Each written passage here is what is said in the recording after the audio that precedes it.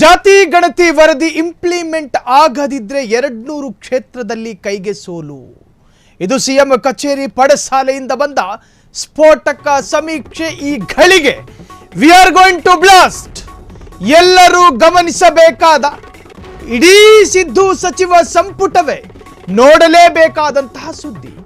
ಈ ಘಳಿಗೆ ಮಿಸ್ ಮಾಡಿಕೊಂಡರೆ ಮುಂದೊಮ್ಮೆ ಈ ಸುದ್ದಿ ನಿಮಗೆ ಸಿಗದೆಯೂ ಇರಬಹುದು. ಇದು ಫ್ರೀಡಂ ಟಿವಿಯ ಸ್ಫೋಟಕ ರಾಜಕೀಯ ವರದಿ, ಮೆಗಾ ಮಾಸ್ಟರ್ ಎಕ್ಸ್ಕ್ಲೂಸಿವ್ ಸ್ಟೋರಿಯನ್ನ we are going to blast. Freedom ಟಿವಿಯ ಈ ವರದಿ ನೋಡಿದ್ರೆ ರಾಜ್ಯದ ರಾಜಕಾರಣಿಗಳು ಬೆಚ್ಚಿ ಬೀಳುತ್ತಾರೆ. ಅಂತಹ ಅಸಲಿ ಸ್ಟೋರಿಯನ್ನ ಬ್ರೇಕ್ ಮಾಡ್ತಾ ಇದೆ ನಿಮ್ಮ ಫ್ರೀಡಂ ಟಿವಿ. ಒಲಿಂಬ್ರಾ ವಿರುದ್ಧ ಅಹಿಂದ ಹಳೆ ಹುಲಿ ಸಿದ್ದು ಬ್ರಹ್ಮಾಸ್ತ್ರ. ಹಾಗಾದ್ರೆ ಒಕ್ಕಲಿಗರು, ಲಿಂಗಾಯತರು, ಬ್ರಾಹ್ಮಣರ ರಾಜಕೀಯ ಯುಗಾಂತ್ಯನ. ಸಿದ್ದರಾಮಯ್ಯ ಸಮೀಕ್ಷಾಸ್ತ್ರಕ್ಕೆ ಬೆಚ್ಚಿ ಬಿದ್ದ ಒಲಿಂಬ್ರಾ ಕೈ ಲೀಡರ್ಸ್ಗಳು. ಬಿಜೆಪಿಯ ಒಲಿಂಬ್ರಾ ಪಾಲಿಟಿಕ್ಸ್ನ ಪೂಜಾ ಸ್ಥಳಕ್ಕೂ ಕೂಡ ಸಿದ್ದು ಗುನ್ನ ಇಟ್ರ.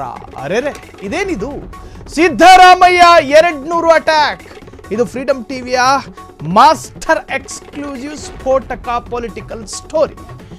ಜಾತಿ ಗಣತಿ ವರದಿ ಇಂಪ್ಲಿಮೆಂಟ್ ಆಗದಿದ್ರೆ 200 ಕ್ಷೇತ್ರದಲ್ಲಿ ಕೈ ಸೋಲು ಅನುಭವಿಸುತ್ತೆ. ಇದು ಸಿಎಂ ಕಚೇರಿಯ ಪಡಸಾಲೆಯಿಂದ ಬಂದ ಸ್ಫೋಟಕ ಸುದ್ದಿ. ಅಲ್ಯಾರೋ ಹೇಳಿದ್ರು, ನಾವು ಕೇಳಿಸ್ಕೊಳ್ಳಿಲ್ಲ. ಇಲ್ಯಾರೋ ಹೇಳಿದ್ರು, ನಾವು ಗಮನ ಕೊಡ್ಲಿಲ್ಲ.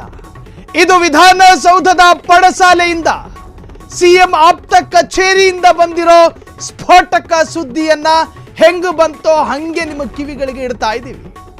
ಈ ಸುದ್ದಿಯನ್ನ ಮಿಸ್ ಮಾಡದೆ ಎಲ್ಲರೂ ಗಮನಿಸಬೇಕು. ಜೊತೆಗೆ ಸಿದ್ದರಾಮಯ್ಯರ ಇಡೀ ಸಚಿವ ಸಂಪುಟದ ಎಲ್ಲ ಸಚಿವರು ಮತ್ತು ಶಾಸಕರು ಗಮನಿಸಬೇಕು. ಹಾಗಾದ್ರೆ ಒಕ್ಕಲಿಗರು, ಲಿಂಗಾಯತರು ಮತ್ತು ಬ್ರಾಹ್ಮಣರು ಜಾತಿ ಗಣತಿಗೆ ಹೆದರಿದ್ರ? ಸಿದ್ದು ಸಮೀಕ್ಷಾಸ್ತ್ರಕ್ಕೆ ಬೆಚ್ಚಿ ಬಿದ್ದ ಒಲಿಂಬ್ರಾ ಬಣ. ಬಿಜೆಪಿಯ ಒಲಿಂಬ್ರಾ ಪಾಲಿಟಿಕ್ಸ್ನ ಪೂಜಾ ಸ್ಥಳಕ್ಕೂ ಕೂಡ ಸಿದ್ದರಾಮಯ್ಯ ಗುನ್ನ ಇಟ್ರ. ಅರೆರೆ, ಇದೇನಿದು ಸಿದ್ದರಾಮಯ್ಯ 200 ಅಟ್ಯಾಕ್? ಇದು ಫ್ರೀಡಂ ಟಿವಿಯ ಮತ್ತೊಂದು ಸ್ಫೋಟಕ ರಾಜಕೀಯ ವರದಿ. ವರ್ಣರಂಜಿತ ಸುದ್ದಿಗಳನ್ನ ಬ್ರೇಕ್ ಮಾಡ್ತಾ ಇದ್ವಿ. ಆದ್ರೆ ಯಾವಾಗ ಹಿಂದುಳಿದ ವರ್ಗದ ಆಯೋಗದ ಅಧ್ಯಕ್ಷರಾಗಿದ್ದಂತಹ ಕಾಂತರಾಜು ತಯಾರಿಸಿದ, ಅದಾದ ನಂತರ ಅಧ್ಯಕ್ಷರಾದಂತಹ ಜಯಪ್ರಕಾಶ್ ರವರು ಆ ಒಂದು ಸಮೀಕ್ಷೆಯನ್ನು ಯಾವಾಗ ಸಿದ್ದರಾಮಯ್ಯರಿಗೆ ತಂದು ಕೊಟ್ಟರು, ಸಿದ್ದರಾಮಯ್ಯ ಯಾವಾಗ ಅದರ ಪ್ರಿಂಟ್ಔಟ್ಗಳನ್ನು ಇಡೀ ಸಚಿವರಿಗೆ ಒಂದೊಂದಾಗಿ ಕಾಪಿಯನ್ನು ವಿತರಿಸಿದ್ರು, ಆಗ ಹೊತ್ಕೊತ್ತು ನೋಡಿ ಬೆಂಕಿ, ಜಾತಿ ಗಣತಿಯ ಬೆಂಕಿ. ಈ ಸಮೀಕ್ಷೆ ಸರಿ ಇಲ್ಲ, ಈ ಸಮೀಕ್ಷೆ ಅವೈಜ್ಞಾನಿಕ, ಈ ಸಮೀಕ್ಷೆ ಅಪ್ರಸಕ್ತ, ಈ ಸಮೀಕ್ಷೆ ಅಸೂಕ್ತ. ಈಗ ಸೂಕ್ತ ಅಲ್ಲ ಈ ಸಮೀಕ್ಷೆ. ದಶಕದ ಹಿಂದೆ ಚಿಂತನೆ ನಡೆಸಿ, 10 ವರ್ಷದ ಹಿಂದೆ ನಿರ್ಧಾರ ಮಾಡಿಕೊಂಡು, 10 ವರ್ಷದ ಹಿಂದೆ ತೀರ್ಮಾನಿಸಿದ ಈ ಸಮೀಕ್ಷೆ ಈ ಕಾಲಮಾನಕ್ಕೆ, ಈ ಕಾಲಘಟ್ಟಕ್ಕೆ ಹೇಗೆ ಸೂಕ್ತ ಆಗುತ್ತೆ? ಇದು ಸೂಕ್ತ ಅಲ್ಲ, ಕಿತ್ತು ಬಿಸಾಕಿ. ಆಕ್ರೋಶಗಳು ವ್ಯಕ್ತವಾದವು. ಪಕ್ಕದ ಮನೆಯವರ ಅಸಮಾಧಾನಕ್ಕಿಂತಲೂ ತನ್ನ ಸ್ವಂತ ಮನೆಯಲ್ಲಿಯೇ ಅಸಮಾಧಾನಗಳು ಸ್ಫೋಟಗೊಳ್ತು. ಜಾತಿ ಗಣತಿ ವಿರುದ್ಧ ಆಕ್ರೋಶ ಸ್ಫೋಟಗೊಳ್ಳುತ್ತಲೇ ಸಿದ್ದು ಅಲರ್ಟ್. ಖುದ್ದು ಸಂಪುಟ ಸದಸ್ಯರು ಎದುರಾಡಿದಾಗ ಸಿದ್ದು ತಲೆ ಗಿರಗಿರ. ತನ್ನ ಅಹಿಂದ ಸಿದ್ಧಾಂತ ಉಳಿಸಲು ಸಿದ್ದು ಕಡೆಯ ಆಟ. ಇದಕ್ಕಾಗಿ ಕೆಲವೇ ದಿನಗಳಲ್ಲಿ ರಹಸ್ಯ ಸಮೀಕ್ಷೆ, ಹಿಡನ್ ಸರ್ವೆ, ರಹಸ್ಯ ಸಮೀಕ್ಷೆ ಮೂಲಕ ತನ್ನ ವಿರೋಧಿಗಳಿಗೆ ಸಿದ್ದು ಖೆಡ್ಡ ತೋಡಿದ್ರ. ಜಾತಿ ಗಣತಿ ವಿರೋಧಿಸಿದ ತನ್ನದೇ ಸಚಿವರು ವಿಪಕ್ಷಗಳಿಗೂ ಕೂಡ ತೊಡೆ ತಟ್ಟಿ ನಿಂತ್ಕೊಂಡ್ರು. ಈ ಸಮೀಕ್ಷೆ ಭಾಗವಾಗಿಯೇ ಸಚಿವರಿಗೆ ಲಿಖಿತ ಅಭಿಪ್ರಾಯ ಕೊಡಿ ಎಂದು ಸೂಚನೆ. ಸಿದ್ದು ರಹಸ್ಯ ಸಮೀಕ್ಷೆಯಿಂದ ಜಾತಿ ಗಣತಿ ವಿರೋಧಿಗಳು ಕಕ್ಕಾಬಿಕ್ಕಿ. ಇದು ನಿಮ್ಮ ಫ್ರೀಡಂ ಟಿವಿಯ ಸ್ಫೋಟಕ ಮತ್ತೊಂದು ಪೊಲಿಟಿಕಲ್ ಎಕ್ಸ್ಕ್ಲೂಸಿವ್ ಸುದ್ದಿ. ಅಂತಹ ಅಸಲಿ ಸ್ಟೋರಿಯನ್ನ ಬ್ರೇಕ್ ಮಾಡ್ತಾ ಇದೆ ನಿಮ್ಮ ಫ್ರೀಡಂ ಟಿವಿ. ಒಲಿಂಬ್ರಾ ವಿರುದ್ಧ ಅಹಿಂದ ಹಳೆ ಹುಲಿ ಸಿದ್ದು ಬ್ರಹ್ಮಾಸ್ತ್ರವನ್ನ ಪ್ರಯೋಗ ಮಾಡಿದ್ರು.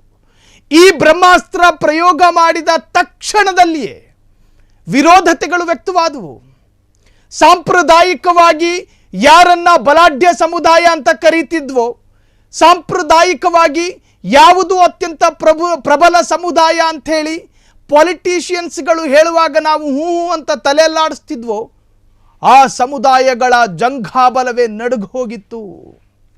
ನಡುಗಿ ಹೋಗುವ ರೀತಿಯ ಸಮೀಕ್ಷೆಯ ಡೇಟಾಗಳು ಬಂದವು. ಸಿದ್ದರಾಮಯ್ಯ ಆ ಡೇಟಾಗಳನ್ನು ಸಚಿವರ ಕೈಗಳಿಗೆ ಹಸ್ತಾಂತರ ಮಾಡಿದ್ರು. ಹೊತ್ಕತ್ತು ನೋಡಿ ಬೆಂಕಿ ರಾಜ್ಯದಲ್ಲಿ. ಇದು ಜಾತಿ ಗಣತಿಗೆ ಸಂಬಂಧಪಟ್ಟ ಅತ್ಯಂತ ದೊಡ್ಡ ಸುದ್ದಿ. ಕರ್ನಾಟಕ ರಾಜಕಾರಣದ ದಿಕ್ಕೆ ಬದಲಿಸುತ್ತಾ ಜಾತಿ ಗಣತಿ ವರದಿ. ಸಿಎಂ ಸಿದ್ದರಾಮಯ್ಯ ಹೊಸ ಬ್ರಹ್ಮಾಸ್ತ್ರ. ಪ್ರವಾಹ ಬರ್ತಾ ಇದೆ. ಪ್ರವಾಹದ ವಿರುದ್ಧವಾಗಿ ಈಜಾಡ್ತಾ ಇದ್ದಾರೆ ಸಿದ್ದರಾಮಯ್ಯ. ನೇರವಾಗಿ ರಾಹುಲ್ ಗಾಂಧಿ ಎದುರೇ ಈ ಸೂತ್ರ ಪ್ರಯೋಗ. ಈ ಸೂತ್ರಕ್ಕೆ ಸ್ವತಃ ರಾಹುಲ್ ಗಾಂಧಿ ಕನ್ವಿನ್ಸ್ ಆಗುವ ಸಾಧ್ಯತೆಗಳೇ ಹೆಚ್ಚು. ಕರ್ನಾಟಕದಲ್ಲಿ ಅಹಿಂದ ರಾಜಕಾರಣಕ್ಕೆ ಹೊಸ ಬಲ. ಯಾರು ಏನೇ ವಿರೋಧ ಮಾಡಿದ್ರು ಜಾತಿ ಗಣತಿ ಜಾರಿ ಪಕ್ಕ. ಶಂಕದಿಂದಲೇ ಬಂದ್ರೆ ತೀರ್ಥಾನ. ಅದಕ್ಕೆ ರಾಹುಲ್ ಗಾಂಧಿಯ ಜೊತೆ ಹೋಗಿ ಅವರಿಗೆ ಕನ್ವಿನ್ಸ್ ಮಾಡ್ಕೊಂಡು ರಾಹುಲ್ ಗಾಂಧಿ ಬಾಯಿಂದ ಬಂದಾಗ ಸಚಿವರುಗಳು ತಲೆ ಅಲ್ಲಾಡಿಸಲೇಬೇಕಾಗುತ್ತೆ. ನಿಮಗೆ ಶಂಕದಿಂದ ಬಂದಿರೋ ತೀರ್ಥ ತಾನೇ ಬೇಕಾಗಿರೋದು. ಹಾಗಾಗಿ ನಾನು ದೆಹಲಿಗೆ ಹೋಗ್ತೀನಿ, ರಾಹುಲ್ ಗಾಂಧಿಯನ್ನು ಕನ್ವಿನ್ಸ್ ಮಾಡ್ತೀನಿ, ಅರ್ಥ ಮಾಡಿಸಿ ಹೇಳ್ತೀನಿ. ಅರ್ಥ ಮಾಡಿಕೊಂಡಾಗ ರಾಹುಲ್ ಗಾಂಧಿ ಸಮ್ಮತಿಸಿದ್ರೆ, ಅವರ ಬಾಯಿಂದ ಆದೇಶ ಬಂದಾಗ ನನ್ನ ವಿರುದ್ಧ ನಿಂತ್ಕೊಂಡು ತಲೆ ಎಡಕ್ಕೂ ಬಲಕ್ಕೂ ಅಲ್ಲಾಡಿಸಿದವರು ಸ್ಟ್ರೈಟ್ ಆಗಿ ಅಲ್ಲಾಡಿಸ್ಬೇಕಾಗುತ್ತೆ. ಇದು ಸಿದ್ದರಾಮಯ್ಯರ ರಾಜಕೀಯ ಲೆಕ್ಕಾಚಾರ. ಬಿಸಿಲಲ್ಲಿ ನಿಂತ್ಕೊಂಡಲ್ಲ ಸಿದ್ದರಾಮಯ್ಯರ ತಲೆ ಕೂದಲು ಬಿಳಿಯಾಗಿರೋದು. ಅನುಭವದಲ್ಲಿ 40-50 ವರ್ಷ ರಾಜಕೀಯದ ಆಳಾಗಲ ನೋಡ್ಕೊಂಡು ಬಂದವರು. ಯಾವ ನಾಡಿ ಮಿಡಿತವನ್ನು, ಯಾವ ನಾಡಿಯನ್ನು ಎಲ್ಲಿ ಹಿಡ್ಕೊಂಡ್ರೆ ಎಲ್ಲಿ ಅಲ್ಲಾಡುತ್ತೆ ಅನ್ನೋದು ಸಿದ್ದರಾಮಯ್ಯರಿಗೆ ಚೆನ್ನಾಗಿ ಗೊತ್ತು. ಹಿ ನೋ ವೆರಿ ವೆಲ್. ಹಾಗಾಗಿನೇ ಸಿದ್ದರಾಮಯ್ಯನವರು ರಾಹುಲ್ ಗಾಂಧಿಯ ಮುಂದೆ ಈ ಸೂತ್ರವನ್ನು ತೆರೆದಿಟ್ರು.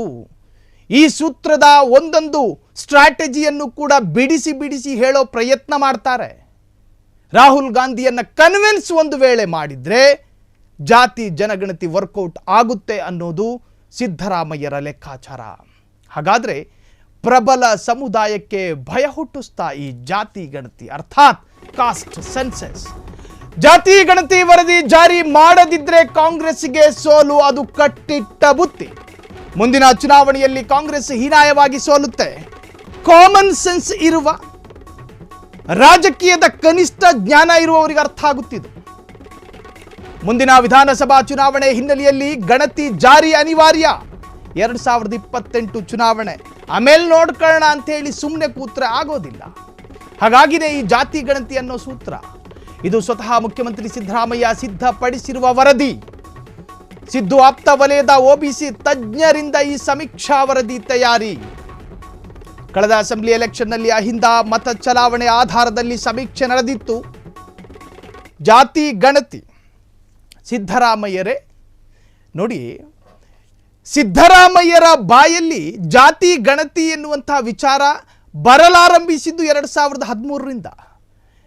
2013ರಲ್ಲಿ ಅಧಿಕಾರಕ್ಕೇರಿದಾಗ 2015ರಲ್ಲೇ ಸಮಿತಿ ರಚನೆಯಾಗಬೇಕು ಅಂತ ಹೇಳ್ತಾರೆ. ಪದೇ ಜಪಿಸ್ತಾ ಇರ್ತಾರೆ ಕಾಸ್ಟ್ ಸೆನ್ಸಸ್ ಬಗ್ಗೆ. ಸಿದ್ದರಾಮಯ್ಯನವರು ಜಾತಿ ಗಣತಿಯನ್ನು ಎಲ್ಲೆಲ್ಲಿ ಪ್ರಸ್ತಾಪಿಸಿದ್ರೋ ಅಲ್ಲೆಲ್ಲವೂ ಕೂಡ ವಿರೋಧತೆಗಳೇ ವ್ಯಕ್ತವಾಗಿದ್ದು. ಕಾರಣ ಪ್ರಬಲ ಸಮುದಾಯದ ನಿಷ್ಠೂರತೆಗೂ ಕೂಡ ಕಾರಣ ಆಗಬಹುದು. ಸಿದ್ದರಾಮಯ್ಯರು ಜಾತಿ ಗಣತಿಯ ಬಗ್ಗೆ ಸಚಿವ ಸಂಪುಟ ಸಭೆ ಕರೆದಾಗಲೂ ಕೂಡ ಪ್ರಥಮವಾಗಿ ಅವರು ಲೆಕ್ಕಾಚಾರ ಹಾಕ್ಕೊಂಡಿದ್ದು ನನ್ನ ಸಚಿವ ಸಂಪುಟದಲ್ಲಿ ಯಾವ ಜಾತಿಯ ಸಚಿವರುಗಳಿದ್ದಾರೆ ಅಂತ. ನಿರೀಕ್ಷಿತವಾಗಿಯೇ ಅಲ್ಲಿ ವಿರೋಧತೆಗಳು ವ್ಯಕ್ತವಾಯಿತು. ಪ್ರಬಲ ಸಮುದಾಯದ ಸಚಿವರುಗಳ ವಿರೋಧತೆಗಳು ವ್ಯಕ್ತವಾಯಿತು. ಒಕ್ಕಲಿಗ ಸಮುದಾಯದ ಬ್ರ್ಯಾಂಡ್ ಅಂಬಾಸಿಡರ್ ಅಂತೆ ಎದ್ದು ನಿಂತರು DK ಶಿವಕುಮಾರ್. ಎದ್ದು ನಿಂತುಕೊಂಡು ಜಾತಿ ಗಣತಿಯನ್ನ ಸಮರ್ಥನೆ ಮಾಡಿಕೊಳ್ಳಲಿಲ್ಲ.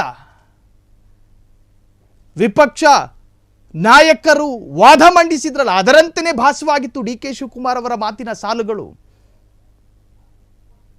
ಕಾರ್ಮಿಕ ಸಚಿವ ಸಂತೋಷ್ ಲಾಡ್ ಹೊರತುಪಡಿಸಿದ್ರೆ ಉಳಿದ ಯಾವ ಸಚಿವರು ಕೂಡ ಧೈರ್ಯವನ್ನ ತೋರಿಸಲಿಲ್ಲ ಸಿದ್ದರಾಮಯ್ಯರ ಮುಂದೆ. DK ಶಿವಕುಮಾರ್ ಹೇಳಿದ್ದು ಕೂಡ ಕ್ರಾಸ್ ಚೆಕ್ ಮಾಡ್ಕೊಳ್ಳಿ ಸಮೀಕ್ಷೆಯನ್ನ, ಎಲ್ಲೋ ಎಡವಟ್ಟಾಗಿದೆ ಅಂತ. SS ಮಲ್ಲಿಕಾರ್ಜುನ್ ನಿಂತ್ಕೊಂಡು ತಮಗೆ ಬರುವ ಕನ್ನಡದ ಅತ್ಯಂತ ಕಠೋರ ಶಬ್ದಗಳಿಂದನೇ ಅತಿ ಸಂಬೋಧನೆ ಮಾಡಿದ್ರು. ಸಿದ್ದರಾಮಯ್ಯರ ಮುಂದೆ ನಿಂತ್ಕೊಂಡು ಶಾಮನೂರು ಶಿವಶಂಕರಪ್ಪರ ಮಗ SS ಮಲ್ಲಿಕಾರ್ಜುನ್ ನಿಂತ್ಕೊಂಡು ಸಿದ್ದರಾಮಯ್ಯರ ಬಳಿ ಖಂಡ ತುಂಡವಾಗಿ ಜಾತಿ ಗಣತಿಯನ್ನು ನಿರಾಕರಿಸಿದ್ರು. ರಾಜಕೀಯ ಕಾರಣ ಇರಲಿ ಇಲ್ದಲೇ ಇರಲಿ, ಯಾವ ಸಂದರ್ಭದಲ್ಲಿ ಬೇಕಾದರೂ ಶಾಮನೂರು ಸಿದ್ದರಾಮಯ್ಯರ ವಿರುದ್ಧ ಗುಡುಕ್ತಾರೆ, ಅದು ಸಾಂಪ್ರದಾಯಿಕವಾಗಿ ಬಂದಿರೋದು. ಆದರೆ ಮಗ ಕರ್ನಾಟಕದಲ್ಲಿ 201 ಕ್ಷೇತ್ರಗಳಲ್ಲಿ ಅಹಿಂದ ಮತಗಳೇ ಅನಿವಾರ್ಯ, ಗೊತ್ತಿರುವ ಸತ್ಯ. 201 ಕ್ಷೇತ್ರಗಳಲ್ಲಿ ಗೆಲ್ಲುವುದಕ್ಕೆ ಅಹಿಂದ ಮತಗಳೇ ಬೇಕು, ಅದು ಅನಿವಾರ್ಯ.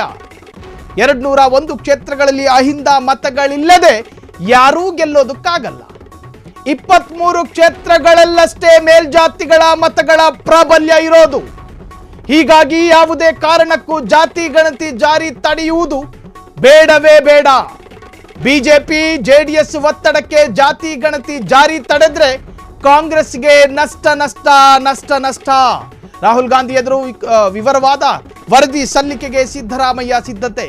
ಹೈಕಮಾಂಡ್ ಒಪ್ಪಿಸಿ ಜಾತಿ ಗಣತಿ ವರದಿ ಇಂಪ್ಲಿಮೆಂಟ್. ಕುರ್ಚಿ ಬಿಟ್ಟೇನು, ಜಾತಿ ಗಣತಿ ವರದಿ ಕಸದ ಬುಟ್ಟಿಗೆ ಬಿಸಾಡೇನು ಎಂದು ಸಿದ್ದರಾಮಯ್ಯ ಶಪಥ. ಸಿಎಂ ಸಿದ್ದು ಅಹಿಂದ ಸಮೀಕ್ಷೆಯಲ್ಲಿ ಏನಿದೆ ಹಾಗಾದ್ರೆ? ಕರ್ನಾಟಕದಲ್ಲಿ 201 ಕ್ಷೇತ್ರಗಳಲ್ಲಿ ಅಹಿಂದ ಮತಗಳೇ ಅನಿವಾರ್ಯ. ರಾಜಕೀಯ ಬಲ್ಲವರಿಗೆ ಈ ಸತ್ಯ ಗೊತ್ತೇ ಇದೆ. 201 ಕ್ಷೇತ್ರಗಳಲ್ಲಿ ಅಹಿಂದ ಮತಗಳಿಲ್ಲದೆ ಯಾರೂ ಕೂಡ ಗೆಲ್ಲೋದಕ್ಕೂ ಸಾಧ್ಯ ಇಲ್ಲ. 138 ಕಾಂಗ್ರೆಸ್ ಶಾಸಕರು ಈಗ ಸುಭದ್ರ ಕಾಂಗ್ರೆಸ್ ಸರ್ಕಾರದಲ್ಲಿದ್ದಾರೆ. ಈ 138 ಶಾಸಕರ ಗೆಲುವಿಗೆ ಯಾರ ಕಾರಣ ಅನ್ನೋದು ಆ ವಿಚಾರ ರಹಸ್ಯವಾಗಿ ಏನು ಉಳಿದಿಲ್ವಲ್ಲ. ಅಹಿಂದ ಮತಗಳೇ ಅನಿವಾರ್ಯ ಕಾಂಗ್ರೆಸ್ಸಿಗೆ. ಸಿದ್ದರಾಮಯ್ಯರು ಯಾವಾಗ ರಾಜಕೀಯಕ್ಕೆ ಎಂಟ್ರಿ ಆದರೂ ಅಲ್ಲಿಂದ ಈವರೆಗೂ ಕೂಡ ಅಹಿಂದಾದ ಹೆಸರೇ ಅವರ ಬಾಯಲ್ಲಿ ಬರೋದು. ಅಹಿಂದ ಸಮಾಜದಿಂದ, ಅಹಿಂದ ಸಮುದಾಯದಿಂದ 2 ಬಾರಿ CM ಆಗಿದ್ದೀನಿ. ಆ ಅಹಿಂದ ಸಮುದಾಯದ ಋಣ ತೀರಿಸಬೇಕಾ ಬೇಡವಾ? ಈ ಎಲ್ಲ ಪರಿಜ್ಞಾನವೂ ಸಿದ್ದರಾಮಯ್ಯರವರಿಗಿದೆ. 23 ಕ್ಷೇತ್ರಗಳಲ್ಲಷ್ಟೇ ಮೇಲ್ಜಾತಿಗಳ ಮತಗಳ ಪ್ರಾಬಲ್ಯ ಇರೋದು. ಬಿಜೆಪಿಗರು ಬಹಿರಂಗವಾಗಿ ಹೇಳ್ತಾರೆ, ನಮಗೆ ಅಲ್ಪಸಂಖ್ಯಾತರ ಮತಗಳು ಅನಗತ್ಯ ಅಂತ. ಬಿಜೆಪಿಗರು ಬಹಿರಂಗವಾಗಿ ಹೇಳಿಕೊಳ್ತಾರೆ, ಅಲ್ಪಸಂಖ್ಯಾತ ಸಮುದಾಯದ ಮತಗಳು ಅನಾವಶ್ಯಕ ಮತ್ತು ಅನಗತ್ಯ. CM ಸಿದ್ದರಾಮಯ್ಯರು ಕೂಡ ಅದರಂತೇನೆ. ಅಹಿಂದ ಸಮಾಜದಿಂದ 2 ಬಾರಿ CM ಆಗಿರೋನಿಗೆ ಅಹಿಂದಾದ ಋಣ ತೀರಿಸಬೇಕು. 2028ರಲ್ಲಿ ಸಿದ್ದರಾಮಯ್ಯನವರು ಚುನಾವಣೆಗೆ ನಿಂತ್ಕೊಳ್ಳೋದಿಲ್ಲ, ಅದು ಬೇರೆ ವಿಚಾರ. ಮತ್ತೆ CM ಆಗ್ತಾರೋ ಆಗಲ್ವೋ ಬೇರೆ ವಿಚಾರ. ಜಾತಿ ಗಣತಿಯನ್ನ ಪಕ್ಕಾ ಜಾರಿಗೆ ತರ್ತಾರೆ. CM ಸಿದ್ದು ಅಹಿಂದ ಶಪಥಕ್ಕೆ ಕಾರಣ ಏನು ಗೊತ್ತಾ? ಸಿದ್ದು ತನ್ನ ಜೀವಿತಾವಧಿಯಲ್ಲಿ ಅಹಿಂದ ಪರ ಹೋರಾಡಿದವರು. ಲವಲೇಶದಷ್ಟು ಕೂಡ ಅಹಿಂದ ಸಮಾಜವನ್ನ ಹೊರತುಪಡಿಸಿ ರಾಜಕೀಯ ಮಾಡಿಲ್ಲ. ಅಹಿಂದ ಅನ್ನುವ ಸಮುದಾಯ ಮತ ಬ್ಯಾಂಕು ಅಲ್ವೋ, ಆದರೆ ಅಹಿಂದ ಎನ್ನುವ ಪದದಿಂದ ಒಲಿಂಬ್ರಾ ಮಾತ್ರ ಭಯಪಟ್ಟಿದೆ. ದೇಶವ್ಯಾಪಿ ಅಹಿಂದ ಹವಾ ಎಬ್ಬಿಸಿದ್ದು ಸತ್ಯ. ದೇಶವ್ಯಾಪಿ 5 ದಶಕಗಳಿಂದಲೂ ಅಹಿಂದ ಅಹಿಂದ ಅಹಿಂದ ಎನ್ನುತ್ತಿರುವ ಸಿದ್ದರಾಮಯ್ಯ. CM ಸಿದ್ದು ಅಹಿಂದ ಶಪಥಕ್ಕೆ ಕಾರಣ ಇದೆ. ಆದರೆ ಈ ಸಮುದಾಯಗಳು ಈವರೆಗೂ ಒಗ್ಗೂಡಲೇ ಇಲ್ಲ. ಮತ ಬ್ಯಾಂಕ್ ಆಗಿ ಕನ್ವರ್ಟ್ ಆಗಲೇ ಇಲ್ಲ. ಅಹಿಂದ ಸಿದ್ಧಾಂತ ಕನ್ವರ್ಟ್ ಆಗಲೇ ಇಲ್ಲ. ಇದಕ್ಕೆ ನೊಂದು ಕಡೆ ಅಸ್ತ್ರ ಬೀಸಿದ್ರ CM ಸಿದ್ದರಾಮಯ್ಯ. ಒಂದು ವೇಳೆ ಜಾತಿ ಗಣತಿ ಹೆಸರಲ್ಲಿ ಅಹಿಂದ ಒಂದಾದ್ರೆ ಅಹಿಂದ ಕೋಟೆಯನ್ನ ಇನ್ನೆಂದೂ ರಾಜ್ಯದಲ್ಲಿ ಕೆಡವಲು ಸಾಧ್ಯವಿಲ್ಲ. ಎಂದೂ ಕೂಡ ಕೆಡವುವುದಕ್ಕೆ ಸಾಧ್ಯ ಇಲ್ಲ. ಗಟ್ಟಿಯಾದ ಭದ್ರಕೋಟೆಯಾಗಿ ಮಾರ್ಪಡುತ್ತೆ. ಅಹಿಂದ ಅಭ್ಯರ್ಥಿಗಳು ಗೆಲುವು ತಡೆಯಲು ಸಾಧ್ಯವೇ ಇಲ್ಲ. ಒಲಿಂಬ್ರಾ ಲೀಡರ್ಸ್ಗಳು ಈ ಪ್ರಮಾಣದಲ್ಲಿ ಗೆದ್ದು ಬರಲು ಸಾಧ್ಯವಿಲ್ಲ. ಒಕ್ಕಲಿಗ, ಲಿಂಗಾಯತ, ಬ್ರಾಹ್ಮಣ, ಹೀಗಾಗಿ ತಾನು ನಂಬಿದ ಸಮುದಾಯಗಳಿಗೆ ಐತಿಹಾಸಿಕ ಕೊಡುಗೆ ಇದು. ಈ ಸಮುದಾಯಗಳಿಗೆ ನಿರಂತರ ಲಾಭವಾಗಲಿ ಎಂದು ಸಿದ್ದು ಕನಸು. ಇದು ತನ್ನ ಕಟ್ಟಕಡೆಯ ಚುನಾವಣೆಯೂ ಆಗಿರಬಹುದು. ಇದು ತನ್ನ ಕಟ್ಟಕಡೆಯ ಅಧಿಕಾರದ ಅವಧಿಯೂ ಆಗಿರಬಹುದು. ಇದು ಕಟ್ಟಕಡೆಯದಾಗಿ ಅಹಿಂದಾಗೆ ಕೊಡಬಹುದಾದ ಕೊಡುಗೆಯೂ ಆಗಿರಬಹುದು. 40, 50, 55 ವರ್ಷಗಳ ರಾಜಕೀಯ ಅನುಭವದಲ್ಲಿ ಸದಾಕಾಲ ಅಹಿಂದಾದ ಪರವಾಗಿಯೇ ನಿಂತ, ಸದಾಕಾಲ ಅಹಿಂದಾದ ಜಪವನ್ನೇ ಜಪಿಸುವ ಸಿದ್ದರಾಮಯ್ಯನವರು ಅಹಿಂದ ಸಮುದಾಯ ಒಟ್ಟು ಸೇರಿದ್ದನ್ನು ಗಮನಿಸಿಲ್ಲ. ಅಹಿಂದ ಸಮುದಾಯ ಒಗ್ಗಟ್ಟಾಗಿದ್ದನ್ನು ಗಮನಿಸಿಲ್ಲ. ಅಹಿಂದ ಸಮುದಾಯದ ಒಗ್ಗಟ್ಟನ್ನು ಕಟ್ಟ ಕಡೆಯ ಕ್ಷಣವಾದರೂ ಕೂಡ ನಾನು ನೋಡಬೇಕು. ತನ್ನ ಜೀವಿತಾವಧಿಯಲ್ಲಿ ಅಹಿಂದಾದ ಪರ ನಿಂತುಕೊಂಡ ಸಿದ್ದರಾಮಯ್ಯರಿಗೆ ಕಟ್ಟ ಕಡೆಯ ಚುನಾವಣೆಯ ಆಟ ಇದು, ಕಟ್ಟ ಕಡೆಯ ಅಧಿಕಾರದ ಆಟದಲ್ಲಾದರೂ ಕೂಡ ನೋಡಲೇಬೇಕು ಅನ್ನೋ ಜಿದ್ದಿಗೆ ಬಿದ್ದಿದ್ದಾರ ಸಿದ್ದರಾಮಯ್ಯ. ಹಾಗಾದರೆ ಜಾತಿ ಗಣತಿ ಜಾರಿಯಾಗುತ್ತಾ? ಈಗಾಗಲೇ ಕಾಸ್ಟ್ ಸೆನ್ಸಸ್ ಪ್ರಬಲ ಸಮುದಾಯವನ್ನು ಭಯಪಡಿಸಿದೆ. ಆ ಭಯವನ್ನೇ ಎನ್ಕ್ಯಾಶ್ ಮಾಡಿಕೊಳ್ತಾರ? ಒಲಿಂಬ್ರಾ ಲೀಡರ್ಸ್ ಈ ಪ್ರಮಾಣದಲ್ಲಿ ಗೆದ್ದು ಬರೋದಕ್ಕೆ ಸಾಧ್ಯನೇ ಇಲ್ಲ.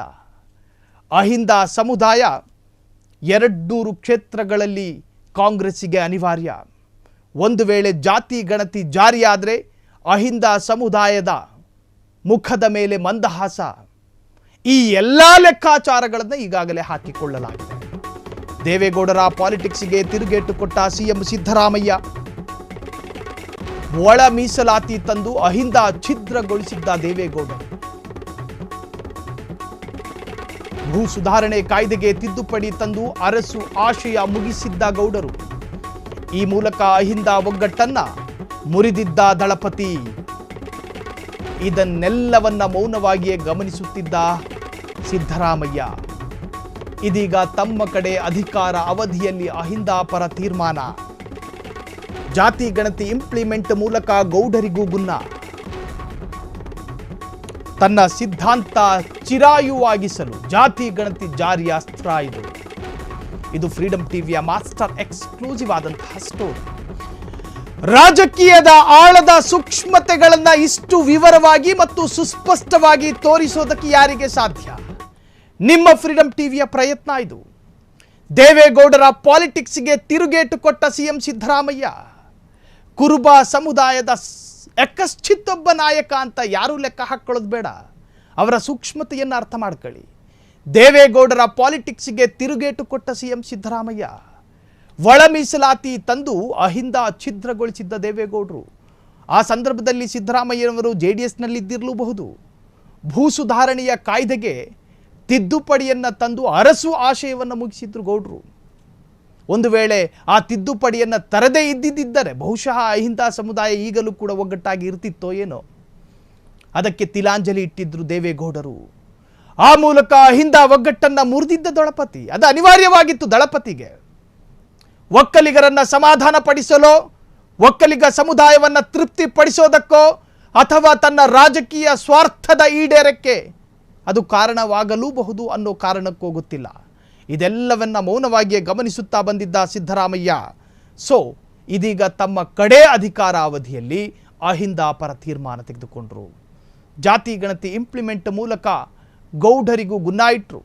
ತನ್ನ ಸಿದ್ಧಾಂತ ಚಿರಾಯುವಾಗಿಸಲು ಜಾತಿ ಗಣತಿ ಜಾರಿಯ ಅಸ್ತ್ರವನ್ನು ತರಲಾಯಿತು. ಇದು ನಿಮ್ಮ ಫ್ರೀಡಂ ಟಿವಿಯ ಮಾಸ್ಟರ್ ಎಕ್ಸ್ಕ್ಲೂಸಿವ್ ಆದಂತಹ ಸ್ಟೋರಿ. ಹಾಗಾದರೆ ಇದಕ್ಕೆ ಸಂಬಂಧಪಟ್ಟ ಹಾಗೆ ಸಿದ್ದರಾಮಯ್ಯನವರು ಏನು ಮಾತನಾಡಿದ್ದಾರೆ ಕೇಳಿಸ್ಕೊಳ್ಳಿ. ಮೂಲಪತಿ ನಮ್ಮ ಹತ್ರ ಅಶೋಕ ಯಾವತ್ತು ಸತಿ ಹೇಳಿದ್ದಾನೆ? ಅವರು ಸುಳ್ಳೇ ಹೇಳೋದು. ಮೂಲಪತಿ ನಮ್ಮ ಹತ್ರ ಇರಕ್ಕೆ ಯಾಕೆ ಸಾಧ್ಯ ಆಗುತ್ತೆ? ಮೊನ್ನೆ ಕ್ಯಾಬಿನೆಟ್ ಮೀಟಿಂಗ್ ಅಲ್ಲೇನೆ ಎಲ್ಲಿ ಊಹೆ ಮೇಲೆ ಮಾಹಿತಿನ ನನಗೆ ಯಾವ ಪತ್ರನೂ ಬರ್ದಿಲ್ಲ ರಾಹುಲ್ ಗಾಂಧಿ. ಆದರೆ ರಾಹುಲ್ ಗಾಂಧಿ ಅವ್ರ ಜೊತೆ ಚರ್ಚೆ ಮಾಡಿದ್ದೀನಿ, ಪತ್ರ ಬರ್ದಿಲ್ಲ. ಚರ್ಚೆ ಮಾಡಿದ್ದೀನಿ ಅಂದ್ರೆ ಏನರ್ಥ? ಚರ್ಚೆ ಮಾಡಿ ಮಣಿಸಿದ್ದೀನಿ ಅಂದ್ರೆ ಏನರ್ಥ? ಅವ್ರ ಒಪ್ಪಿಗೆ ಇಲ್ಲೇ ಮಣಿಸಕ್ಕಾಗತ್ತಾ? ಅಶೋಕ ಯಾವತ್ತು ಸತಿ ಹೇಳಿದ್ದಾನೆ? ಅವರು ಸುಳ್ಳೇ ಹೇಳೋದು. ಮೂಲಪತಿ ನಮ್ಮ ಹತ್ರ ಇರಕ್ಕೆ ಯಾಕೆ ಸಾಧ್ಯ ಆಗುತ್ತೆ? ಮೊನ್ನೆ ಕ್ಯಾಬಿನೆಟ್ ಮೀಟಿಂಗ್ ಅಲ್ಲೇನೆ ಎಲ್ಲಿ ಊಹೆ ಮೇಲೆ ಮಾಹಿತಿನ ನನಗೆ ಯಾವ ಪತ್ರನೂ ಬರ್ದಿಲ್ಲ ರಾಹುಲ್ ಗಾಂಧಿ. ಆದರೆ ರಾಹುಲ್ ಗಾಂಧಿ ಅವ್ರ ಜೊತೆ ಚರ್ಚೆ ಮಾಡಿದ್ದೀನಿ, ಪತ್ರ ಬರ್ದಿಲ್ಲ. ಚರ್ಚೆ ಮಾಡಿದ್ದೀನಿ ಅಂದ್ರೆ ಏನರ್ಥ? ಚರ್ಚೆ ಮಾಡಿ ಮಣಿಸಿದ್ದೀನಿ ಅಂದ್ರೆ ಏನರ್ಥ? ಅವ್ರ ಒಪ್ಪಿಗೆ ಇಲ್ಲೇ ಮಣಿಸಕ್ಕಾಗತ್ತಾ? ಅಶೋಕ ಯಾವತ್ತು ಸತಿ ಹೇಳಿದ್ದಾನೆ? ಅವರು ಸುಳ್ಳೇ ಹೇಳೋದು. ಮೂಲಪತಿ ನಮ್ಮ ಹತ್ರ ಇರಕ್ಕೆ ಯಾಕೆ ಸಾಧ್ಯ ಆಗುತ್ತೆ? ಈ ಬಗ್ಗೆ ಹೆಚ್ಚಿನ ಡೀಟೇಲ್ಸ್ ಕೊಡೋದಕ್ಕೆ ನಮ್ಮ ಹಿರಿಯ ಪ್ರತಿನಿಧಿ ಅಕ್ಷಯ್ ಈಗ ನೇರವಾಗಿ ಡೆಸ್ಕ್ನಿಂದ ಲೈವ್ನಲ್ಲಿದ್ದಾರೆ. ಅಕ್ಷಯ್, ಸಿದ್ದರಾಮಯ್ಯನವರ 4-5 ದಶಕಗಳ ರಾಜಕೀಯ ಅನುಭವದಲ್ಲಿ ಎಲ್ಲವನ್ನೂ ಕೂಡ ಗಮನಿಸಿಕೊಂಡು ತನ್ನ ಕಟ್ಟಕಡೆಯ ಅಧಿಕಾರ ಅವಧಿನೋ ಏನೋ 2028ರಲ್ಲಿ CM ಸ್ಥಾನದಲ್ಲಿ ಸಿದ್ದರಾಮಯ್ಯ ಇರ್ತಾರೋ ಏನೋ, ಅದೇನೇ ಇದ್ರೂ ಕೂಡ ಈ ಘಳಿಗೆಯಲ್ಲಾದರೂ ಕೂಡ ತನ್ನ ಮನಸ್ಸಿನ ಒಳಗಿರ್ತಕ್ಕಂತಹ ಆ ಒಂದು ಆಶಯವನ್ನು ವ್ಯಕ್ತಪಡಿಸ್ತಾರ ಜಾತಿ ಗಣತಿ ಜಾರಿ ಮಾಡಿ. ಸಾಹಿಲ್, ಸಿದ್ದರಾಮಯ್ಯನವರು ಒಂದು ಸಮೀಕ್ಷಾ ವರದಿಯನ್ನು ಸಿದ್ಧಪಡಿಸಿ ಇಟ್ಟಿದ್ದಾರೆ. ಅದನ್ನು ಕಾಂಗ್ರೆಸ್ನ ರಾಷ್ಟ್ರೀಯ ನಾಯಕ, ಲೋಕಸಭೆಯಲ್ಲಿ ವಿರೋಧ ಪಕ್ಷದ ನಾಯಕರಾಗಿರುವಂತಹ ರಾಹುಲ್ ಗಾಂಧಿ ಅವರಿಗೆ ಸಲ್ಲಿಕೆ ಮಾಡ್ತಾರೆ. ಆ ವರದಿ ಯಾಕೆ ಇಂಪಾರ್ಟೆಂಟ್ ಅಂತ ಹೇಳಿದ್ರೆ, ಕಾಂಗ್ರೆಸ್ನ ರಾಜಕಾರಣದ ಮಟ್ಟಿಗೆ ಮುಂದಿನ ವಿಧಾನಸಭಾ ಚುನಾವಣೆಯ ಹಿನ್ನೆಲೆಯಲ್ಲಿ ಮತ್ತೆ ಭವಿಷ್ಯದ ಕಾಂಗ್ರೆಸ್ನ ಅಸ್ತಿತ್ವದ ಹಿನ್ನೆಲೆಯಲ್ಲಿ ಜಾತಿ ಗಣತಿ ಎಷ್ಟರ ಮಟ್ಟಿಗೆ ಇಂಪಾರ್ಟೆಂಟ್ ಎನ್ನುವಂಥದ್ದನ್ನು ರಾಹುಲ್ ಗಾಂಧಿ ಅವರಿಗೆ ಕನ್ವಿನ್ಸ್ ಮಾಡೋದಕ್ಕೆ ಮುಖ್ಯಮಂತ್ರಿ ಸಿದ್ಧಪಡಿಸಿರುವಂತಹ ವರದಿ. ಆ ವರದಿಯಲ್ಲಿನ ಅಂಶಗಳೇ ಅತ್ಯಂತ ಮಹತ್ವವಾಗಿರುವಂಥದ್ದು. ಆ ವರದಿಯಲ್ಲಿರುವಂಥ ಅಂಶಗಳ ಪ್ರಕಾರ ಕರ್ನಾಟಕದ ಒಟ್ಟು 224 ವಿಧಾನಸಭಾ ಕ್ಷೇತ್ರಗಳಲ್ಲಿ ಕೇವಲ 23 ವಿಧಾನಸಭಾ ಕ್ಷೇತ್ರಗಳಲ್ಲಿ ಮಾತ್ರ ಮೇಲ್ಜಾತಿಗಳು ಅಥವಾ ಮೇಲ್ವರ್ಗದವರು, ಅದು ಒಕ್ಕಲಿಗರೇ ಇರ್ಬೋದು, ಲಿಂಗಾಯತರೇ ಇರ್ಬೋದು, ಬ್ರಾಹ್ಮಣರೇ ಇರ್ಬೋದು, ಅಂದರೆ ಒಲಿಂಬ್ರ ಈ ಸಮುದಾಯದ ಪ್ರಾಬಲ್ಯ ಇರುವಂಥದ್ದು. ಉಳಿದಂತೆ 201 ಕ್ಷೇತ್ರಗಳು, 224ರಲ್ಲಿ 23 ಕ್ಷೇತ್ರಗಳಲ್ಲಿ ಮಾತ್ರ ಮೇಲ್ಜಾತಿಯ ಪ್ರಾಬಲ್ಯ ಇದೆ. ಉಳಿದ 201 ಕ್ಷೇತ್ರಗಳಲ್ಲಿ ಅಹಿಂದ ಮತಗಳು ಅನಿವಾರ್ಯ.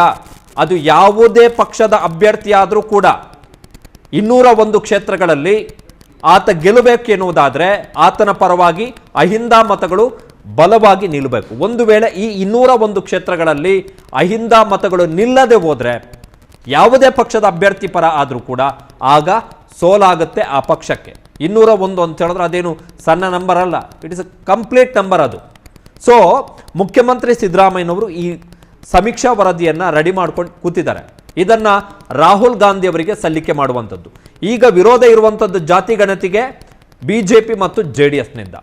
ಬಿಜೆಪಿ ಮತ್ತು JDS ಮತ್ತು ಲಿಂಗಾಯತರು, ಒಕ್ಕಲಿಗರು ಮತ್ತು ಬ್ರಾಹ್ಮಣರ ವಿರೋಧ ಮೇಲ್ನೋಟಕ್ಕೆ ಅಷ್ಟೇನು ಕಾಣಿಸ್ತಾ ಇಲ್ಲ. ಕಾರಣ ಏನು ಅಂತ ಹೇಳಿದ್ರೆ, ಜಾತಿ ಗಣತಿ ವರದಿಯ ಜಾರಿಯಿಂದ ಬ್ರಾಹ್ಮಣ ಸಮುದಾಯಕ್ಕೆ ಯಾವ ಕಾರಣಕ್ಕೂ ತೊಂದರೆ ಆಗಲ್ಲ. ಕಾರಣ ಏನು ಅಂತ ಹೇಳಿದ್ರೆ, ಜಾತಿ ಗಣತಿ ವರದಿಯ ಆಧಾರದಲ್ಲಿ ಅವರಿಗೆ ಮೀಸಲಾತಿ ಸಿಕ್ಕಿದ್ದಲ್ಲ, ಅವರಿಗೆ EWS ಎಕನಾಮಿಕಲಿ ವೀಕರ್ ಸೆಕ್ಷನ್ ಅಂತೇಳಿ ಏನು 2019ರಲ್ಲಿ ಮೋದಿ ಸರ್ಕಾರ 10% ಮೀಸಲಾತಿಯನ್ನು ಜಾರಿಗೆ ತಂತು, ಆ EWS ಮೀಸಲಾತಿಯ ಒಳಗಡೆ ಬ್ರಾಹ್ಮಣರು ಸೇರ್ಕೊಂಡಿದ್ದಾರೆ. ಸೊ ಅವರಿಗೆ ಜಾತಿ ಗಣತಿ ವರದಿಯಿಂದ ಹೊಡೆತ ಬೀಳಲ್ಲ. ಉಳಿದಂತೆ ಒಕ್ಕಲಿಗರು ಮತ್ತು ಲಿಂಗಾಯತರು ಯಾರು ಈ ರಾಜ್ಯದ ರಾಜಕಾರಣದಲ್ಲಿ ನಮ್ಮ ಕಾರಣದಿಂದಲೇ, ನಾವು ಯಾರನ್ನ ಬೆಂಬಲಿಸಿದ್ವಿ ಅವರ ಕಾರಣದಿಂದಲೇ ರಾಜಕಾರಣ ನಡೆಯುತ್ತೆ ಅಂತೇಳಿ 2023ರ ಚುನಾವಣೆಯವರೆಗೂ ಯಾರು ನಂಬ್ಕೊಂಡು ಕೂತಿದ್ರು ಆ ಎರಡೂ ಸಮುದಾಯಗಳಿಗೆ ನೇರವಾಗಿ ಹೊಡೆತವನ್ನು ಬೀಳುತ್ತೆ. ಅವರ ರಾಜಕೀಯ ಮಹತ್ವ ಕುಗ್ಗುತ್ತೆ. ಸಿದ್ದರಾಮಯ್ಯನವರ ವಾದ ಏನು ಅಂತ ಹೇಳಿದ್ರೆ, ಈ ಎರಡೂ ಸಮುದಾಯಗಳನ್ನು ನಾವು ಒಪ್ಪಿಸುವುದಕ್ಕೆ ಅಥವಾ ಸಮಾಧಾನ ಪಡಿಸುವುದಕ್ಕೋಸ್ಕರ ಅಥವಾ JDS ಮತ್ತು BJP ವಿರೋಧ ಮಾಡ್ತಾ ಇದೆ ಎನ್ನುವಂಥ ಏಕೈಕ ಕಾರಣಕ್ಕೋಸ್ಕರ ನಾವೇನಾದರೂ ಜಾತಿ ಗಣತಿ ವರದಿಯ ಜಾರಿಯನ್ನು ತಡೆದ್ರೆ ಆಗ ಮುಂದಿನ ಚುನಾವಣೆಯಲ್ಲಿ ನಮಗೆ ಸೋಲಾಗುತ್ತೆ, ನಾವು ಸೋಲಿಲಿಕ್ಕೆ ರೆಡಿ ಇರಬೇಕು. ಒಂದು ವೇಳೆ ಜಾತಿ ಗಣತಿಯನ್ನು ಜಾರಿಗೊಳಿಸಿ ಮತ್ತೆ ಅಹಿಂದ ಸಮುದಾಯವನ್ನು ಒಗ್ಗಟ್ಟಾಗಿ ನಾವೇನಾದರೂ ಕರ್ಕೊಂಡು ಹೋದ್ರೆ 2028ರ ವಿಧಾನಸಭಾ ಚುನಾವಣೆಯಲ್ಲಿ ಕಾಂಗ್ರೆಸ್ ಸತತ 2ನೇ ಬಾರಿಗೆ ಸ್ಪಷ್ಟ ಮತ್ತು ಖಚಿತವಾದಂತಹ ಬಹುಮತದೊಂದಿಗೆ ಅಧಿಕಾರಕ್ಕೆ ಬರುತ್ತೆ ಎನ್ನುವಂತಹ ಸೂತ್ರವನ್ನು ರಾಹುಲ್ ಗಾಂಧಿಯವರ ಮುಂದೆ ಇಡಲಿಕ್ಕೆ ಸಿದ್ದರಾಮಯ್ಯನವರು ಸಿದ್ಧಪಡಿಸಿರುವಂಥದ್ದು. ಇನ್ನೊಂದು ವೆರಿ ಇಂಪಾರ್ಟೆಂಟ್ ಸಾಹಿಲ್, 2023ರ ಚುನಾವಣೆ ಇಟ್ ವಾಸ್ ಅಹಿಂದ ಎಲೆಕ್ಷನ್. ಸಿದ್ದರಾಮಯ್ಯನವರ ನೇತೃತ್ವದಲ್ಲಿ ಕಾಂಗ್ರೆಸ್ 135 ಸ್ಥಾನಗಳನ್ನು ಗೆದ್ದಿದೆ. ಅದು ಕೂಡ ನೀವು ಗಮನಿಸಿರಬಹುದು ಸಾಹಿಲ್, 2023ರ ಚುನಾವಣೆಯ ಸಂದರ್ಭದಲ್ಲಿ ದೊಡ್ಡ ಪ್ರಮಾಣದಲ್ಲಿ ಧರ್ಮದ ಆಧಾರದಲ್ಲಿ ಚುನಾವಣೆ ನಡೆಯಿತು. ಅದು ಬೂರ್ಖಾ ಇರ್ಬೋದು, ಹಿಜಾಬ್ ಇರ್ಬೋದು, ಮತ್ತೆ ಹಿಂದೂಗಳ ಮೇಲಿನ ದಾಳಿ ಇರ್ಬೋದು, ಹೀಗೆ ಸಾಕಷ್ಟು ವಿಚಾರಗಳ ಆಧಾರದಲ್ಲಿ ಚುನಾವಣೆ ನಡೆಯಿತು. ಬಟ್ ಅದರ ಆಧಾರದಲ್ಲಿ ನಡೆದಂತಹ ಚುನಾವಣೆಯ ಫಲಿತಾಂಶ ಏನಾಯಿತು ಅಂತೇಳಿ ನಿಮಗೂ ಗೊತ್ತಿದೆ, ಎಲ್ರಿಗೂ ಕೂಡ ಗೊತ್ತಿರುವಂಥದ್ದು. ಸೊ ಸಿದ್ದರಾಮಯ್ಯನವರ ಆರ್ಗ್ಯುಮೆಂಟ್ ಏನು ಅಂತ ಹೇಳಿದ್ರೆ, ಯಾವುದೇ ಕಾರಣಕ್ಕೂ ಅಹಿಂದ ಸಮುದಾಯ ನಮ್ಮ ಮೇಲೆ ಇಟ್ಟಿರುವಂತಹ ನಿರೀಕ್ಷೆಗಳನ್ನ ಸುಳ್ಳು ಮಾಡುವಂಥದ್ದು ಬೇಡ, ನಾವು ಜಾತಿ ಗಣತಿ ವರದಿಯನ್ನ ಜಾರಿಗೊಳಿಸೋಣ ಅಂತೇಳಿ. ರಾಹುಲ್ ಗಾಂಧಿ ಅವರ ವಿಚಾರಕ್ಕೆ ಬಂದ್ರೆ, ನೀವು ಡಿಸ್ಕ್ರಿಪ್ಷನ್ ಮಾಡುವಂಥ ಸಂದರ್ಭದಲ್ಲಿ ಒಂದು ಮಾತು ಹೇಳಿದ್ರಿ, ಏನು ಅಂತ ಹೇಳಿದ್ರೆ, ಶಂಕದಿಂದ ಬಂದ್ರೆ ಮಾತ್ರ ತೀರ್ತಾನ ಅಂತೇಳಿ. ಕಾಂಗ್ರೆಸ್ ಮತ್ತೆ ಬಿಜೆಪಿಯ ಪಕ್ಷದ ಚೌಕಟ್ಟು ಅಥವಾ ಅವರ ರೂಪರಚನೆ ಹೇಗಿದೆ ಅಂತ ಹೇಳಿದ್ರೆ, ದೇ ವಾಂಟ್ ಹೈಕಮಾಂಡ್ ಡಿಸಿಷನ್, ಒಂದು ಫೈನಲ್ ಆರ್ಡರ್ ಅನ್ನ ಅಲ್ಲಿಂದ ಅವರು ಪಡೀಲಿಕ್ಕೆ ಯಾವತ್ತೂ ಬಯಸ್ತಾರೆ. ಅದು ಬಿಜೆಪಿ ವಿಚಾರಕ್ಕೆ ಬಂದರೂ ಅಷ್ಟೇ, ಕಾಂಗ್ರೆಸ್ನ ವಿಚಾರಕ್ಕೆ ಬಂದರೂ ಅಷ್ಟೇ. JDSನ ವಿಚಾರಕ್ಕೆ ಬಂದರೆ ನಿಮಗೆ ಗೊತ್ತಿದೆ, ಹೈಕಮಾಂಡ್ JDSನ ಹೈಕಮಾಂಡ್ ಇರುವಂಥದ್ದು ಬೆಂಗಳೂರಿನ ಪದ್ಮನಾಭನಗರದಲ್ಲಿ. ಸೊ ಅವರಿಗೆ ಹೈಕಮಾಂಡ್ ಅದೇ. ಬಟ್ ಕಾಂಗ್ರೆಸ್ನ ವಿಚಾರಕ್ಕೆ ಬಂದರೆ, ಕಾಂಗ್ರೆಸ್ ಆಗಲಿ ಬಿಜೆಪಿ ಆಗಲಿ, ಅವರು ಯಾವುದೇ ಒಂದು ರಾಜ್ಯದಲ್ಲಿ ಒಂದು ದೊಡ್ಡ ನಿರ್ಧಾರವನ್ನು ತೆಗೆದುಕೊಳ್ಳುವಂಥ ಸಂದರ್ಭದಲ್ಲಿ ಅದರ ನ್ಯಾಷನಲ್ ಇಂಪ್ಯಾಕ್ಟ್ ಏನಿದೆ ಅದನ್ನು ಕೂಡ ಗಮನಿಸ್ತಾರೆ. ಜಾತಿ ಗಣತಿ ವರದಿಯ ಫೇವರ್ ಆಗಿ ರಾಹುಲ್ ಗಾಂಧಿ ಲೋಕಸಭೆಯಲ್ಲಿ ಮಾತಾಡಿದ್ದಾರೆ. ಕಾಂಗ್ರೆಸ್ನ 2024ರ ಲೋಕಸಭಾ ಚುನಾವಣೆಯ ಪ್ರಣಾಳಿಕೆಯ ಆರಂಭದ ಟಿಪ್ಪಣಿ ಕೂಡ ಜಾತಿ ಗಣತಿಯನ್ನು ನಾವು ಮಾಡ್ತೀವಿ, ಜಾರಿಗೊಳಿಸ್ತೀವಿ ಎನ್ನುವಂಥದ್ದು. ಹಾಗಾಗಿ ರಾಹುಲ್ ಗಾಂಧಿ ಅವರು ಒತ್ತಾಸೆ ಇದೆ, ರಾಹುಲ್ ಗಾಂಧಿ ಕೂಡ ಜಾತಿ ಗಣತಿಯ ಪರ ಇರುವಂಥದ್ದು. ಬಟ್ ರಾಜ್ಯದ ಕೆಲವು ಕಾಂಗ್ರೆಸ್ನ ಪ್ರಭಾವಿ ನಾಯಕರು, ಅದು ಇನ್ಕ್ಲೂಡ್ DK ಶಿವಕುಮಾರ್ ಅವರ ಮೇಲೆ ಸಮುದಾಯದ ಒತ್ತಡ ಇರುವ ಕಾರಣ ಪಕ್ಷದ ನಿಲುವಿಗೆ ವಿರುದ್ಧವಾಗಿ ಕೆಲವೊಂದು ಸಲ ಹೇಳಿಕೆಯನ್ನು ಕೊಡುವಂತಹ ಪ್ರಯತ್ನವನ್ನು ಕೂಡ DK ಶಿವಕುಮಾರ್ ಮಾಡಿದ್ದಾರೆ. ಬಟ್ ಸಿದ್ದರಾಮಯ್ಯನವರ ಕೈಯಲ್ಲಿರುವಂತಹ ವರದಿ ಏನಿದೆ, ಜಾತಿ ಗಣತಿ ಜಾರಿ ಆಗದೇ ಇದ್ರೆ ನಾವು ಸೋಲ್ತೀವಿ, ಮುಂದಿನ ಚುನಾವಣೆಯಲ್ಲಿ ಅಹಿಂದ ಸಮುದಾಯ ನಮ್ಮ ವಿರುದ್ಧ ದೂರ ಆಗುತ್ತೆ, ಅವರನ್ನು ಮತ್ತೆ ವಾಪಸ್ ನಮ್ಮ ಕಡೆಗೆ ತಂದು ಕೂರ್ಸಕ್ಕಾಗಲ್ಲ ಎನ್ನುವಂತಹ ವರದಿ ಏನಿದೆ, ಅದು ಬಹುಶಃ ಮುಂದಿನ ವಿಧಾನಸಭಾ ಚುನಾವಣೆ ಮತ್ತು ಕಾಂಗ್ರೆಸ್ ಯಾಕೆ ಜಾತಿ ಗಣತಿ ವರದಿಯನ್ನು ಜಾರಿ ಮಾಡೇ ಮಾಡುತ್ತೆ ಅನ್ನುವುದಕ್ಕೆ ಕಾರಣವನ್ನು ಕೊಡುತ್ತೆ. ಸಾಹಿಲ್, ಥ್ಯಾಂಕ್ ಯು ಅಕ್ಷಯ್, ತಮ್ಮೆಲ್ಲ ಡೀಟೇಲ್ಸ್ಗೆ. ಒಟ್ಟಾರೆ ಕೈ ಬಂಗಲೆಯಲ್ಲಿ ಜಾತಿ ಗಣತಿ ಕಿಚ್ಚು ಸಾಕಷ್ಟು ವಿವಾದಗಳನ್ನು ಸೃಷ್ಟಿ ಮಾಡಿದೆ. ಸ್ವಪಕ್ಷದಲ್ಲೇ ವಿರೋಧತೆಗಳು, ವಿರೋಧ ಪಕ್ಷದಲ್ಲೂ ಕೂಡ ಆಕ್ರೋಶಗಳು, ಇದೆಲ್ಲದರ ನಟ್ಟ ನಡುವೆ ಕಟ್ಟ ಕಡೆಯದಾಗಿ ಜಾತಿ ಗಣತಿ ಜಾರಿಯಾಗುತ್ತಾ ಇದೇ ಈಗ ರಾಜಕೀಯ ವಲಯದಲ್ಲಿ ಬಹಳಷ್ಟು ಕೌತುಕ ಸೃಷ್ಟಿ ಮಾಡಿರತಕ್ಕಂಥ ವಿಚಾರ.